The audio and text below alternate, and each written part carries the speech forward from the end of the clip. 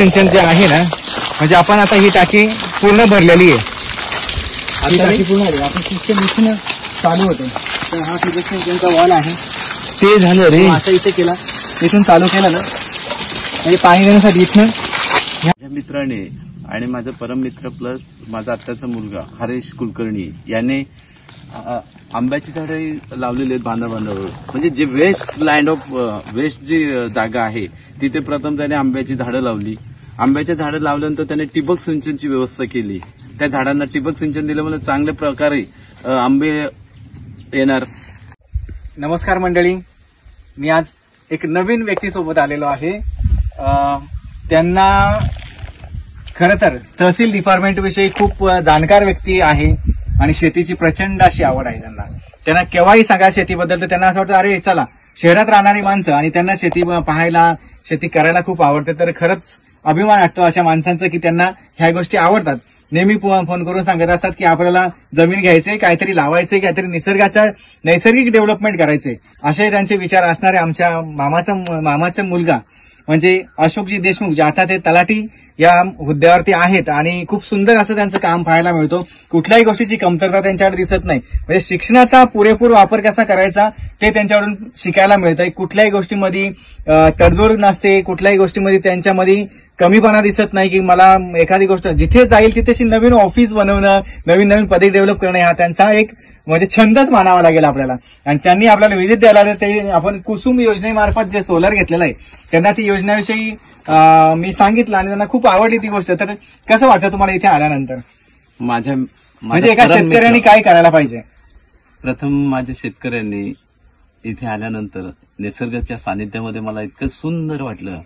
माझ्या भावानेच सुंदरशी अशी झाडं लावलेली आहेत, आंब्याची झाडं लावली आहेत. नंतर त्यांनी शेवग्याच्या शेंगा लावलेल्या आहेत. पुढे अजून तो बांधावर पण त्यांनी आंब्याची 50 झाडं लावली आहेत. आतमध्ये 150 झाडं आहेत. त्यांनी कुसुम सौर ऊर्जेची एक योजना आणली. त्या योजनेमधून त्याला कसा फायदा होतो म्हणजे आपण इलेक्ट्रिसिटीचा वापर न करता आपण सौर ऊर्जेचा कशाप्रमाणे पद्धतीने वापर केला पाहिजे त्याच्यातून आज दिसून आलं मला. आणि ते कमी खर्चामध्ये गव्हर्नमेंटच्या सबसिडीमधून त्यांनी खूप चांगल्या पद्धतीचं ही सिस्टीम लावलेली आहे. त्याबद्दल मी त्याचे मनपूर्वक आभार मानतो. प्रथम माझा मित्र, माझा गुरु, एक छोटासा गुरु का मानतो तर या निसर्गाच्या सानिध्यात त्यांनी कमी वयामध्ये चांगल्या प्रकारे झाडं वृक्षारोपण केलेलं आहे आणि प्रत्येकाला तो वृक्षारोपणासंदर्भात चांगल्या पद्धतीची माहिती देतो. त्याने खूप छान पद्धतीने आणि त्याचं नाव आहे हरेश अनंत कुलकर्णी. पोलीस पाटील आहे, प्लस त्यांनी फार्मसी केलेली आहे. तो नेहमी आज पण आत्ता पण आयुष्यामध्ये जिथपर्यंत जिवंत आहे तोपर्यंत शिक्षणच घेणार आहे हा त्याचा एक संकल्प आहे. आईच्या नावाने त्याने आज तागायत 5 वाचनालय खोललेले आहेत. मला खूप आवडलं. तर मंडळी आपण सोलर विषयी माहिती घेतली आता आणि सोलरच्या जे काही प्लॅन आहे ते खूप छान आवडलं अशोक तात्यांना. आणि त्यानंतर त्यांना अजूनही वाटलं की हे आंबे इथे त्यांनी पाहिले की बांधांवरती जे आंबे लावलेत ते आंबे असे का लावले त्यांचा असा प्रश्न होता. तर तो काहीतरी त्याच्या मागचा उद्देश असेल. तर तो उद्देश खरंच खूप छान उद्देश आहे आणि त्यांना मी सांगितला माझा उद्देश. त्यांना काय वाटतंय आपल्या त्या उद्देशाबद्दल ते विचारून जाणून घेऊया आपण. कसं वाटलं तुम्हाला बांधांवरची सिस्टम? एका आंब्यापासून आपल्याला कमीत कमी 10,000 रुपयाचं उत्पन्न भेटतो. 40 आंब्यांपासून आपल्याला 4 लाखाचं उत्पन्न होणार आहे आणि त्या 4 लाखाचं उत्पन्न प्लस आपली भातशेतीचं उत्पन्न असं त्याचं पूरक व्यवसाय झालेला. आंब्यांचा हा पूरक व्यवसाय झालेला त्यांनी केलेला आहे. जे वेस्ट ऑफ लँड ज्याला म्हणतात पोट खराब आम्ही बोलतो त्याला, आमच्या भाषेमध्ये पोट खराबा बोलतो, त्या पोट खराबामध्ये सुद्धा त्यांनी चांगल्या पद्धतीने आंबे लावलेले आहेत. आणि मलाही त्या सानिध्यात राहायला खूप आवडतं. मला सुद्धा ह्या अशी बाग बगीच्याची खूप आवड आहे. आता मी ह्या नवीन वर्षाचा संकल्प करून 1 जानेवारी 2025ला मी सुद्धा कुठेतरी झाडं लावण्यामागचा माझा उद्देश आहे. आम्ही मागच्या 5 वर्षापासून झाडं लावतो. कमीत कमी आता 3,500 ते 4,000 झाडं आम्ही लावलेली आहेत. म्हणजे आमच्या अंजनी मेहता संस्थेमार्फत किंवा संवेदना शैक्षणिक संस्था होती आधी तर त्यांच्या मार्फत आम्ही झाडं लावण्याचं काम केलं. उद्देश हाच आहे की निसर्गामध्ये आपण राहतोय तर निसर्गाची हानी होताना पाहण्यापेक्षा निसर्ग आपण डेव्हलप करण्याच्या मागे लागलो पाहिजे. एकच अशी गोष्ट आहे निसर्गात, तुम्ही जर म्हणजे निसर्गात एक भाताचा जर एकदा असा ते पण एवढे जर भात पेरलात तुम्ही ना, त्याच्यामध्ये असंख्य असे दाणे भेटतात आपल्याला. तर निसर्गामध्ये असणारी प्रत्येक गोष्टी ही एक जर टाकलात त्याच्या बदल्यात आपल्याला 10-50 अशा गोष्टी मिळतात. तो मिळणं हा वेगळा भाग, परंतु निसर्गाची खूप मोठ्या प्रमाणात हानी होते आणि ती हानी थांबवू शकू किती ते आपल्याला माहित नाही, पण त्यामध्ये काहीतरी एक खारीचा वाटा आपला असावा. म्हणून आमचा ते प्रथमचा तो हाच होता उद्देश की तो वाटा असावा. त्यानंतर मला समजलं की यार आपण आंब्याची झाडं किंवा फळ देणारी झाडं लावली तर आपलं लक्ष जे आहे ते जास्त लागतंय, किंवा ग्रामीण भागातली जी वस्ती कमी झाली ती हे आपला कार्यक्रम पाहून गावातली मुलं येतील, शेती करतील, शेती म्हणजे अशी फळबागायत वगैरे करतील आणि त्याने काय होईल की गावाची समृद्धी सुद्धा वाढेल, निसर्गाचं सुद्धा संगोपन केलं जाईल. ह्या सगळ्या गोष्टी आहेत. आणि हे बांधांवरती लावण्याचा हाच माझा उद्देश आहे. प्रत्येक शेतकऱ्याला वाटतो की बांध आपले फुटतील, खराब होतील, असं अजिबात नाहीये. जर का बांधाला झाडं लावली तर ते मुळ्या असं माती धरून ठेवतात, म्हणजे पावसामध्ये जी होणारी धूप आहे ती धूप साठवून म्हणजे कमी होते. उलट वर्ण इथे 5 ते 10 हजार भात येण्यापेक्षा 10,000चं एक झाडाने उत्पन्न दिलं तर ते खूपच चांगलं होईल. ती सिस्टीम 5-6 वर्षानंतर नक्कीच लोकांना कळेल आणि त्यातून काहीतरी बेनिफिट होईल. तर खूप सुंदर हे पाहू शकता आपण की इथे झाड आहे, ते झाड आहे. उमऱ्या झाडाचं महत्व माहिती आहे का? की उमऱ्या झाडामध्ये जे पाणी मिळतं ना, पूर्वी खूप झाडं असायची, नदीतून पाणी काढलं जातं. ते पाणी जे आहे तर ज्याचा कोठा गरम असेल त्याला जर एक मडक्यावर पाणी काढलं गेलं तर त्याचा कोठा हा एकदम शांत थंड होऊन जातो. इतकं उमरा झाड एक अतिशय गुणकारी झाड आहे.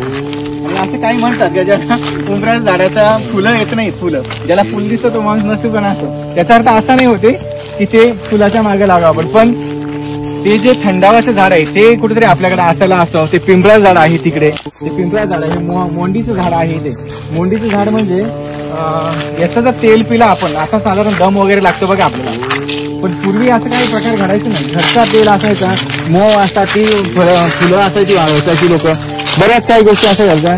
जांबूचं झाड आहे तिकडे, जांभळं ही ज्याला कावीळ वगैरे होते समजलं ना, कावीळ वगैरे त्यासाठी ती खूप डायबिटीस वाल्यांसाठी उपयोगी असते. हे शेतकरी झाल्यानंतर जे गोष्टीचा लाभ मिळतो, करोडो रुपये जरी असले आपल्याकडे तर त्याचा काही फायदा नाही. पण जर अशा जर गोष्टी आपल्याला खाल्ल्या आपण तर त्यांचा नक्कीच फायदा होतो. जसं डायबिटीस होणं, शुगर वाढणं, या गोष्टी मातीशी संपर्क राहिला नाही आपला, म्हणून कुठेतरी ह्या गोष्टी वाढल्या. तर त्या कमी करायचं असेल तर स्वतःच मेहनत केली पाहिजे. आणि ती मेहनत आपण पैसे कमवण्याच्या ओघामध्ये निघून जाऊ नये, म्हणून कुठेतरी ह्या गोष्टीचा आपल्याला राहील. एक निसर्गाचं संगोपन होईल, आपल्याही प्रकृतीचा चांगली प्रकृती राहील, वरून पैसे वगैरे ह्या गोष्टी आपल्याला सतत मिळत पण राहतील. कारण निसर्ग अशी गोष्ट आहे की तुम्हाला परतफेड केल्याशिवाय राहत नाही ते. तर छान वाटतंय की नाही? खूप सुंदर, खूप सुंदर, अतिशय सुंदर आहे हे. अरे तुला हे माहिती आहे याचं काय उपयोग होतो? शोसाठी नाहीये, पानं उकळून त्याची फवारणी केल्यानंतर कीटकनाशकांसाठी याचा वापर केला जातो. हे सुंदर आहे, दिसायला सुंदर तर आहेच, परंतु याचा वापर हा कीटकनाशकांसाठी होतो. अतिशय सुंदर माहिती दिली. म्हणजे एका व्हिडिओ युट्यूब मध्ये बघितलेलं हे. थोडक्यात काय आहे तर मला असं वाटतं का तुमच्या मतानुसार तर हे जर उकळवून मला कीटकनाशक जर उपयोग आहे, म्हणजे थोडक्यात की निसर्गात असणारी प्रत्येक गोष्ट उपयोगात आणू शकतो आपण, आणि ती गोष्ट उपयोगात आणण्यासाठी तिचा महत्व माहिती पाहिजे. तर धन्यवाद. खरंच मला असं वाटायचं की हे वेस्टेज आहे आणि खरोखर टोचतं हे. कधीतरी वाटायचं की अरे अरे काय याला बेंदण्यासाठी किती खर्च केलं, हे बेंदून काढण्यासाठी भरपूर खर्च केला, पण त्याचा उपयोगही सुद्धा होऊ शकतो.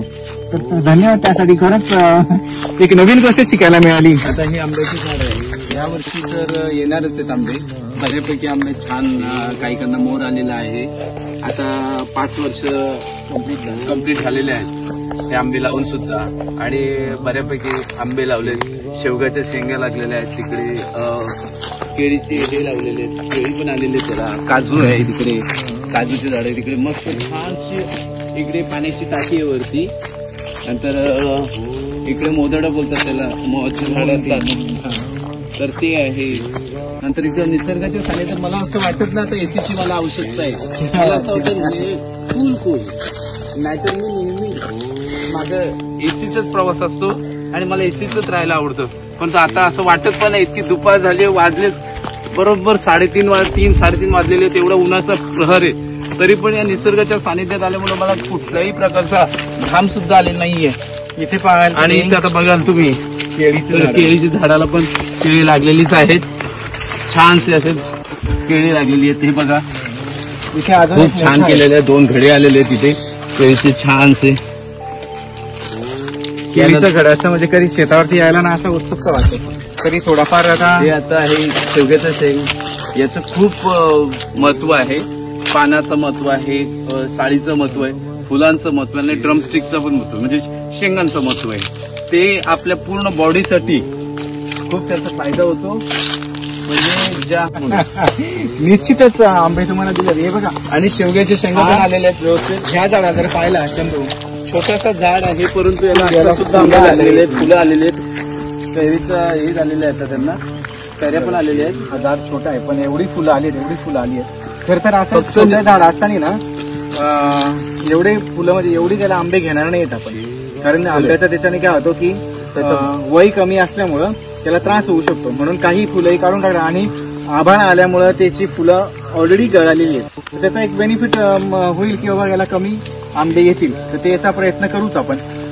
आणि हे बघा, शेवगे शेंगा आता नाही काही पण आपण स्वतःसाठी तरी उपयोगात आणू शकतो. हे शेंगा आहेत ते त्या बाजूला खूप मोठ्या प्रमाणात आलं. तर छानशी मॅनेजमेंट आहे. झाडं कशी वाटतात? 5 वर्षाची झाडं छान आहेत ना. थोडंसं काय होतं की आंबे येण्यासाठी ना, तर आंबे येण्यासाठी पावसाळ्यामध्ये त्याला पाणी कमी द्यावं लागतं. म्हणजे जे मोर आहे ना ते काय करतात, स्वतःला खड्डे न वापरता मोर येण्यासाठी त्याचा फायदा होतो. म्हणून मागच्या 20-25 दिवस त्यांना पाणी दिलेलं नाहीये. पण आता त्याला सुरुवात झाली मोर येण्यासाठी. आता आपण पाणी देऊ शकतो. जसं आता ठिबकचा वापर केला. ठिबक सिंचन केल्यानंतर आपल्याला मोठ्या प्रमाणात काळजी घ्यायची गरज पडत नाहीये. कमी वेळामध्ये जास्त पाणी वगैरे. हे शेवग्याचं झाड म्हणजे डबल उत्पन्न घेण्याचा प्रयत्न होता पण रेग्युलर न आल्यामुळे आपल्याला त्याला तेव्हा करता नाही आलं. आता इथे लिंबाची झाडं सुद्धा मस्त आणि मी चिटकवणार सुद्धा आहे माझ्या. तर ही म्हणजे स्वतःच्या शेतामध्ये आल्यानंतर जो आनंद असतो ना ह्या गोष्टीचा, तो फारच खरं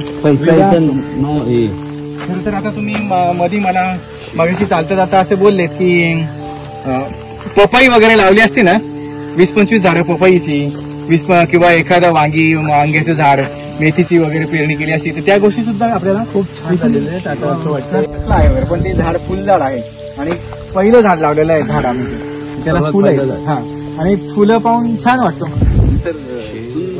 हा, अगदी आनंद होतो की चला आपण पहिली जी सुरुवात ती फुलांपासून झालेली आहे. आणि हे आता आंबे कसं वाटतं तुम्हाला? फुलं आलेली आहेत. उत्तमच असं म्हणावं लागेल. तरी डेव्हलपमेंटच्या दृष्टीने ना इतकं फारशी डेव्हलपमेंट नाहीये. तर आपण ती करण्याचा प्रयत्न करू. अशी शेवग्याला बघा, ती म्हणजे यांना थोडा झटका बसल्यामुळे ती शेंगा कमी आल्या. नाहीतर पहिल्या वर्षी तर अशी 200 शेंगा एका झाडाला आलेली होती.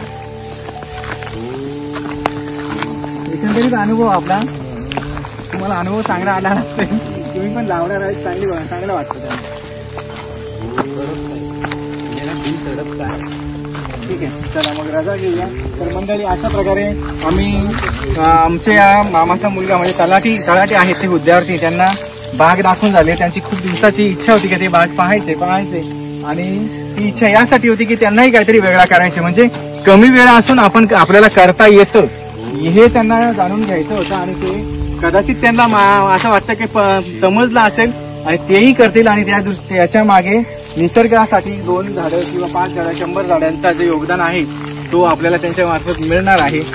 खरंच खूप आनंद वाटतो. तुम्ही इथे आलात आणि 2 गोष्टी सांगितलात, जसे की ती पपईचा उत्पादन घ्यायला पाहिजे. छोट्या छोट्या ज्या काही संकल्पना आहेत, मेथी म्हणजे घरात लागणाऱ्या ज्या वस्तू आहेत त्या इथे वापरू शकतो. आता सगळीकडे आपण खत वापरलेल्या वस्तू खातोय, तर त्या खाणाऱ्या वस्तू आहेत त्या आपण स्वतः लावल्या पाहिजेत आणि ते पुढच्या वर्षी लावणार नाही.